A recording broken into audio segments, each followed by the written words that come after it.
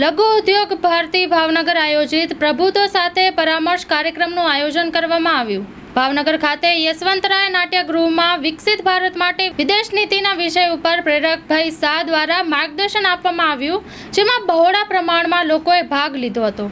કે વિદેશની કંપનીએ ભારતમાં આવે, ભારતમાં પ્લાન્ટ નાખે, ભારતમાં ટેકનોલોજી લાવે, ભારતના યુવાનને રોજગાર આપે, ભારતની અંદર પ્રોડક્ટનું ઉત્પાદન કરે, એ પ્રોડક્ટ ઉપર મેડ ઇન ઇન્ડિયા લખાયેલું હોય, એનું દેશ અને વિદેશની અંદર વેચાણ કરે અને ભારત સરકારને ટેક્સ ચૂકવે અને ટેક્સમાંથી ભારત સરકારે વિકાસના કાર્યો કરે।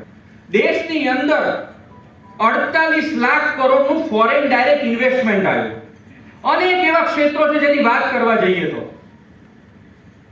આપણા ત્યાં મોબાઈલનું ઉત્પાદન કરતી બે કંપનીઓ હતી 2014 પહેલા।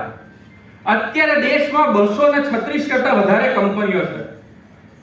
જે સેમસંગની આપણે સ્માર્ટ વોચ પહેરીએ છે, એ સેમસંગની સ્માર્ટ વોચનું ટોટલ ઉત્પાદન, તમામ શ્રેણીનું ઉત્પાદન આપણા હરિયાણાના જસર ખાતે થાય છે। આઈફોનના 25% ફોનનું ઉત્પાદન ભારતની અંદર થાય છે અત્યારે, અને જે મોબાઈલ ફોનની અંદર ઇમ્પોર્ટર કન્ટ્રી હતો એમાંથી અત્યારે ભારત એક્સપોર્ટર કન્ટ્રી બની ચૂક્યો છે। મિત્રો, અનેક એવા જે કહેવાય